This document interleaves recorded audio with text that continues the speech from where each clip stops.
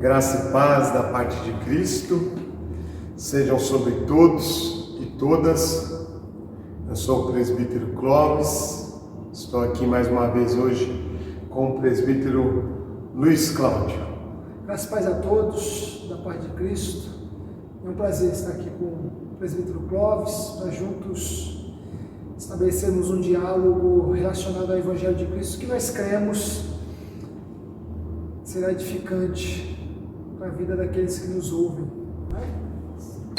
Prazer é todo meu e desde já agradeço e agradecemos a todos e todas. Queremos refletir, iniciar mais uma série de comentários sobre o Evangelho. Dessa vez, capítulo 24 do Evangelho de Lucas, do versículo 13 a 35. Dois discípulos que viajavam de Jerusalém para um vilarejo chamado Emaús, e eles estão viajando e com a alma angustiada e encontram um ilustre desconhecido que se torna companheiro de viagem deles e começa a interrogá-los. E nós também queremos participar dessa viagem. Queria que essa caminhada, desse percurso, queria que o Cláudio apresentasse melhor esse contexto geral. O episódio,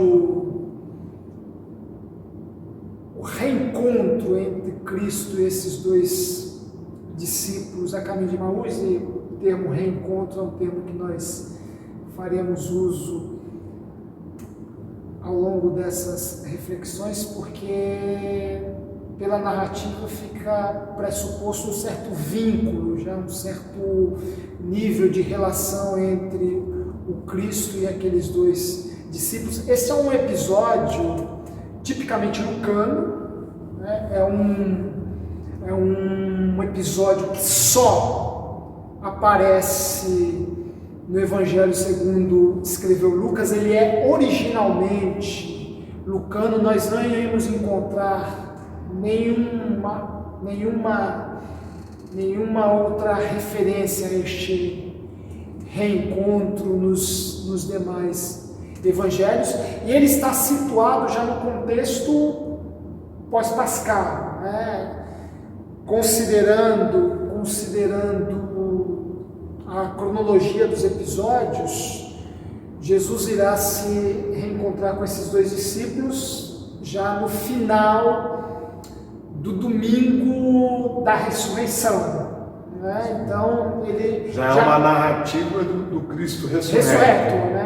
Jesus, esse episódio já se insere num contexto pós-pascal, no contexto pós-paixão de Cristo. Nós já estamos diante do Cristo ressurreto que se coloca diante desses discípulos que iam de Jerusalém para Emaús, certamente de retorno ao lar, à casa. Tudo nos leva a afirmar que esses dois discípulos eram naturais de Emaús. Emaús era, se não a sua terra natal, certamente o lugar de sua estadia, sua morada fixa, sua habitação. Então, esses dois homens que muito provavelmente não foram a Jerusalém por conta da Páscoa, porque nós estamos ainda num período de festa, o domingo, embora não seja um domingo pascal no sentido cristão, as manifestações do Cristo nesta ocasião já nos projetam um cordeiro não que seria imolado, mas que já fora imolado, já triunfou. sobre o seu padecimento, mas ainda é um momento de festa de Páscoa judaica. Então, esses eflúvios pascais ainda podem ser notados. Só que esses dois discípulos certamente não foram para Jerusalém simplesmente para celebrar a Páscoa. É muito provável que a relação deles com Jerusalém já transcenda esse compromisso litúrgico de calendário judaico, e muito provavelmente eles já acompanhassem o Cristo, talvez até por outras cidades, e não só Jerusalém, e que estavam lá justamente por conta do Cristo, e não por conta da festa da Páscoa. Nós vemos que para eles a geografia que os faz, se mover já é na verdade o Cristo. Sim. Porque nós vemos que há uma construção de uma relação com Cristo, e toda a caminhada deles orbita em torno do Cristo. Até a ideia de redenção que está presente, aquele que deveria remir Israel, um dos discípulos usa essa expressão, aquele se referindo ao Cristo, que haveria de remir Israel. Até a ideia de redenção que eles expressam já não é uma ideia de redenção dentro desse modelo judaico pascal. Já é uma redenção que transcende o mero sacrifício de um animal, cujo sangue derramado no lugar do pecador vai remi-lo e colocá-lo numa situação de harmonia com Deus. Ora, se eles estão presos a uma ideia de redenção, essa ideia de redenção passa necessariamente pelo Cristo, que é Cordeiro de Deus. Então, a ideia de redenção que eles expressam nesse capítulo 24 já transcende essa coisa do calendário, da imolação do cordeiro, do rito, da liturgia judaica. Já está presa a uma ideia de redenção muito enraizada na figura do Cristo. Entendeu? E esse retorno deles a Emaús é quase que uma ruptura, um voltar para casa depois, e nós veremos isso, depois de terem aderido a um projeto de reino proclamado pelo Cristo, e que a cruz representou uma espécie de desfecho trágico. Então eles Parece encerrar esse projeto. Como o Cláudio disse, de fato o que notamos é isso. Eles muito provavelmente teriam ido a Jerusalém por conta do Cristo.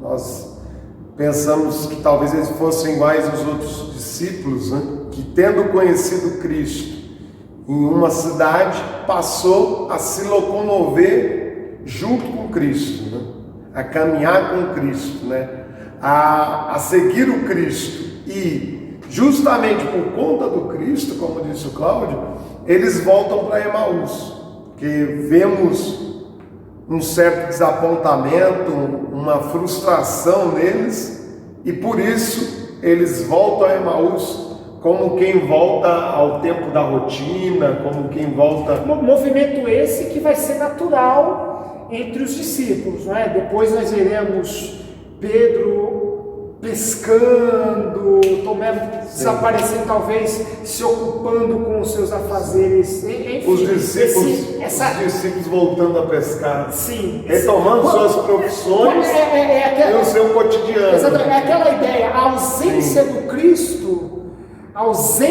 Cristo nos coloca nos introduz numa noção de tempo que é o tempo comum. É o tempo do cotidiano, tempo do trabalho, mecânico, sem sentido, vazio. E já o Cristo nos transcende. Já entramos nesse tempo eterno, esse tempo de eternidade. E por isso que podemos dizer aqui que eles se locomoviam por conta de qual geografia? A geografia do Cristo. Sim, a geografia do reino. Exatamente. Vão a Jerusalém por conta do Cristo. O texto não determina quando eles começaram a segui-lo, mas vão a Jerusalém por conta do Cristo, e também por conta do Cristo parecem agora retornar ao tempo da rotina, pensando que o Cristo não tivesse ressuscitado.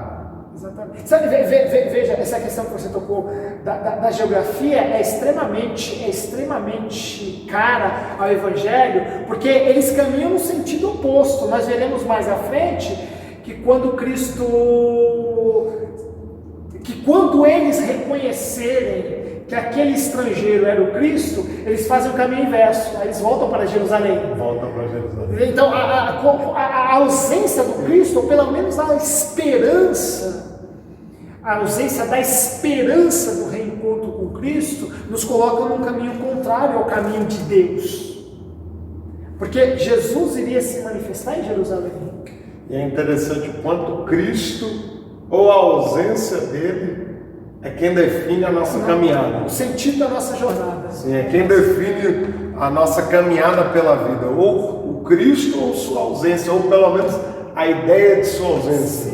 Sim. Porque percebendo a presença do Cristo, isso transforma a trajetória deles. Eles que estavam indo para Emaús, voltam para Jerusalém. E enquanto você falava, eu lembrava do Cristo menino. Que o Cristo que nasce já transforma a trajetória, já transforma percursos. Sim. Porque os 3 reis magos vão, encontram o Cristo, e Herodes tinha dito: voltem e nos contem acerca dele, se ele é mesmo o Messias. Mas divinamente avisado, o que eles fazem? Eles encontram o Cristo e tomam uma rota totalmente diferente. Encontrar-se com Cristo é ter a sua rota, a sua trajetória transformada. Então nós vemos aqui que a presença ou a ideia da ausência do Cristo é que vai definir toda a trajetória do indivíduo. Mas vamos refletir sobre esse texto. Espero que vocês nos acompanhem nessa trajetória e ficamos por aqui nesse de hoje. Né? A gente volta com esse texto em breve. Deus abençoe a todos em nome de Cristo. Graça e paz.